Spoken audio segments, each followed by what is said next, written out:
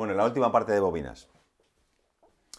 Lo he escrito todo para hacerlo más rápido y no aburriros, pero las bobinas comerciales son súper amplias, no son como las resistencias o los condensadores. Los condensadores son más amplios que las resistencias, pero las bobinas ya es un sin Dios. Pero para ubicaros en el mundillo, según tengan el núcleo, las hay que son de aire, o con hierro, o con ferrita. Y estos son sus símbolos lógicos, además, sus símbolos eléctricos, perdón. ¿De acuerdo? Y los podéis ver. O sea, las que son de aire, simplemente se puede meter el boli dentro. Y de hecho, si metes el boli dentro, tienen más inductancia, claro. Bueno, según la forma, las hay que son así, radiales o solenoides, o con forma toroidal.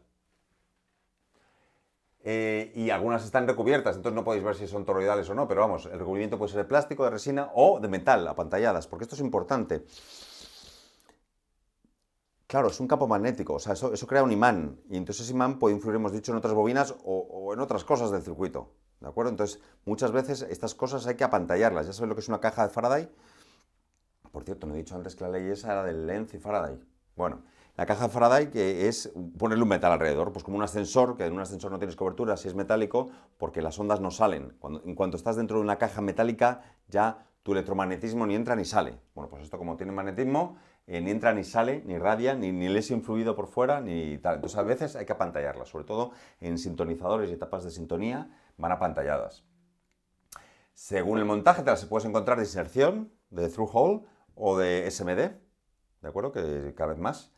Y según su valor, pues evidentemente las hay fijas, incluso las hay ajustables, que tienen para un pequeño así potenciómetro, no es un potenciómetro, trimmer le llaman también, pero vamos, que se pueden regular. Se regulan directamente con un pequeño tornillo que entra o sale más, está así, entra o sale más de la bobina. Entonces, cuanto más entra la ferrita, pues más conduce o más inductancia tiene, y cuanto menos, menos. Sirve para sintonizar, para hacer botes de frecuencia en osciladores, en radiofrecuencia, para sintonías y para poder ajustar esos filtros. Y ya, si os queréis poner más técnicos y ver las hojas de características, tienen una serie de características típicas que las repasamos muy rápido. Evidentemente, lo primero es su valor, cuántos henrios tiene, cuánta inductancia es. Y te puedes encontrar con varias cosas.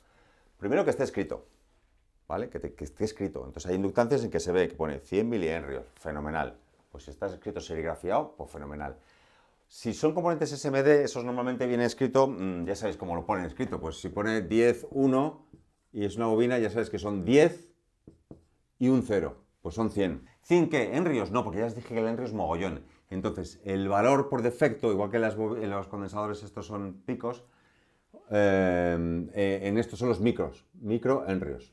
O sea, no pone nada, pues 100 microhenrios. Se pone 1R2, pues sabes que es 1,2 microhenrios, ¿vale? Sin más. Igual que las resistencias SMD, igual, pero que saber que la unidad no son ohmios, sino que la unidad son microhenrios, ni siquiera henrios. O sea, es 1.000.000 de veces más pequeña. O bien un código de colores, también te lo encuentras, igual que las resistencias. Puedes tener, yo que sé, marrón, rojo, naranja, marrón, ¿no? Así, los colores igual que en una resistencia, tienen así. Entonces tú ya sabes que el marrón es un 1, que el rojo es un 2, que el tercero es un multiplicador, que es un 3, el naranja significa 3, pues son 3 ceros, y luego el marrón la tolerancia, 1%. Igual que las resistencias, o sea, este es de 12.000 microhenrios, o sea, es de 12.000 microhenrios, más o menos 1%. Es decir, que lo mismo que decir que es de 12 milihenrios, ¿no? Fenomenal. La tolerancia, como ya hemos dicho, y la tercera cosa que también es muy común, bastante más común de lo que desearíamos, es que no lo pone, no pone de cuántos henrios es.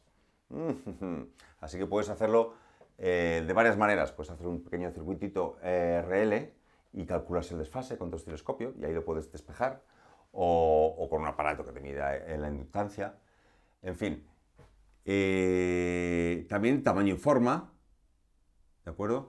También tienen una tensión, o sea, quiero decir que las hojas de características también te dicen qué tamaño, qué forma, para que quepa en tu PCB y que no se choque con lo de al lado y que sepas que hay 2 milímetros entre sus patillas, lo que sea. Bien. Tienen también una tensión máxima, porque claro, si te pasas de tensión máxima, se puede romper el aislante que hay en medio, ¿de acuerdo? El dieléctrico o la ferrita que hay en medio, en fin.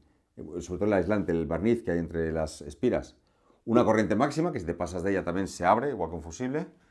Tiene una capacidad y una resistencia parásita. Es decir, una bobina, cuando tú ves una bobina, en verdad, si quieres, porque tendrá unos enredos que sea, en verdad, si tienes que ajustar mucho, mucho, mucho, ya dijimos, esto tiene una resistencia interna o resistencia parásita, RP, en serie. ¿De acuerdo? ¿Por qué? Por el simple hecho de que son vueltas y vueltas y vueltas. Esos son unos ohmios. Pues son vueltas y vueltas de cable. Pero también se crea un efecto de condensador entre sus bornes, una capacidad parásita. Es decir, que una bobina en realidad es este circuito. Vale, es verdad que estos dos valores son muy pequeñitos y para la mayoría de los casos se desprecian, pero en algún caso tendrás que tenerlos en cuenta. El factor de calidad, que es cuánto afecta su inductancia frente a la resistencia, es decir, cuánto más de inductivo es tu bobina que su resistencia parásita. Es otra forma de decir cuánto es la resistencia parásita, es decir, esto tiene que estar más de 50, 100, 200, ¿vale? Para que sea una bobina tal. Y por supuesto el coeficiente de temperatura, que como la resistencia es cuanto más, según subes un grado, pues suben los microhenrios un poco, ¿vale? Y ya está, usos, pues un montón, pero si tenéis sobre todo filtros, ¿vale? Pero vamos, si estás trabajando con electroválvulas tienes que saber que es una bobina, porque es una bobina. Si estás trabajando con un timbre tienes que saber que es una bobina, porque un timbre es el núcleo de un timbre es una bobina. Igual que un relé, igual un diferencial, ¿no? en electricidad. Los frenos eléctricos, los motores y generadores, tienes que hablar de inductancias, son inductancias en movimiento. Los balastros, es decir, lo que hace que el fluorescente arranque, fíjate qué bonito, los fluorescentes, ¿no? El tubo fluorescente están llenos de neón, ¿no? O de flúor, por eso se llaman fluorescentes, o de fósforo, bueno, luego tiene una cosa fosforescente por fuera, pero es flúor. El flúor lo que tiene es que si tú le pones al revés que el aire, si aquí pones 20 voltios y aquí 0, el aire no conduce, pero si pones 60.000 voltios y aquí 0, pues igual se conduce y te saca un rayo, ¿vale? Pero si eso lo haces, en vez de en el aire normal, lo haces en el flúor, en una ampolla de flúor metido dentro, pues a lo mejor con 2.000 voltios ya se te crea un arco, un rayo, y creamos un rayo. Es lo que es un fluorescente, es un sitio donde hemos creado rayos artificiales. Lo que pasa es que y además con 220 el rayo se mantiene. Y luego como tiene una película de fósforo, pues ilumina mogollón de bien. Pero para arrancarlo, para que ese chispazo brote, necesitas tener a lo mejor 1.000 voltios, no me acuerdo cuánto era, o 2.000, no lo sé. Pero eso lo haces con una bobina, que le haces que se cargue, que pase corriente y luego quitas la corriente y ella se enfada y sigue y hace que salte. Eso que explicábamos de esos picos que evitábamos con un diodo en un relé. Bueno, pues si lo haces a tu favor, puedes hacer que haya picos de tensión muy grandes como para disparar un fluorescente. Y esa bobina también, si no está, el fluorescente no funciona, no se arranca. ¿Vale? Bueno, que me enrollo. Los transformadores son dos bobinas con autoinductancia mutua, con inductancia mutua. Sensores inductivos, bueno, en fin, infinidad de cosas, desde que parece que las bobinas, pues, no entenderlas, pues si no quieres entenderlas, suerte, querido. Bueno, seguimos con lo siguiente, ¿no?